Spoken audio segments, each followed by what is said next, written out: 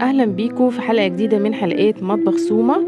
النهارده هنعمل السوداني. انا جالي حب السوداني كده، ما كانوش لسه مستويين نيين يعني. فهبتدي بقى اوريكم ازاي بنحمصه في الفرن وبنسويه. تعالوا بقى نشوف. بصوا ومستوي كويس قوي، وانا بقشر لكم عشان تشوفوا الدرجه. سهل جدا يا جماعه، عشان لو حبيتي تجيبيه وتعمليه يلا بقى نعمله لزوم الويك اند واجازه الويك اند. تعالوا بقى نشوف هنعمله ازاي بالطريقة دي، نزوم بقى التسالي. ويلا بينا نشوف الحلقة النهاردة هنقول ايه.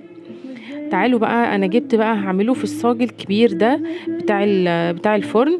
انا بصوا هو جايلي من مزرعة كده على طول يعني على هنا، فشلت الحاجات اللي هي مطرح الزرع وكده. هحط معلقتين ملح في كوباية كده على ربع كوباية مية، وهحط كمان معلقة صغيرة كركم عشان تدي اللون الأصفر زي اللي بيبقى بنشوفه في المقالات دي. بس كده هبتدوا بقى ارشه على السوداني زي ما انتوا شايفين كده بفترات. وبعد كده اقلبه كله مع بعض كده بحيث يكون كله اتغلف واتبل شوية اهو زي ما انتوا شايفين في الفيديو. بس كده هبتدي بقى احط بعد ما اقلبه كويس كده هرصه. انا عايزاه كله رصة واحدة كده، يعني ما يكونش في واحدة قدام فوق واحدة، لا عايزاه كله يبقى متساوي كده صف واحد على الصاج. هحط بقى حاجة أخيرة معلقتين برضو ملح عشان الكفر الخارجي، عشان يبقى مملح كده من بره زي زي اللي بنجيبه من المقلة بالظبط، يبقى كده عليه ملح من بره. بس كده هدخله بقى الفرن، ابتدي اسويه تاني بايدي كده.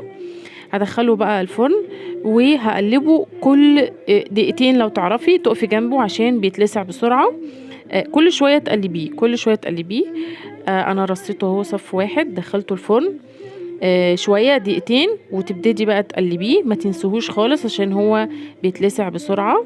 يعني تجيبي اللي من هنا الناحية دي على الناحية دي كده اهو، وهكذا لغاية لما تلاقي القشرة الخارجية بقت ذهبي كده. اعرفي ان هي كده استوى من جوه وبقى حلو قوي. تعالوا بقى نشوفه اهو زي ما انا وريتهولكوا في اول الفيديو. هو بسيط خالص مش هياخد منك وقت. فيديو جديد يا رب يكون عجبكم النهارده. هستنى تعليقاتكم، واللي عنده اي حاجه عايزين نجربها يكتب لي في الكومنتات. وما تنسوش بقى الاشتراك في القناه واللايك والشير. وتابعوني على الفيس كمان والانستجرام. والسلام عليكم ورحمه الله وبركاته. استناكم في حلقه جديده من حلقات مطبخ سومه.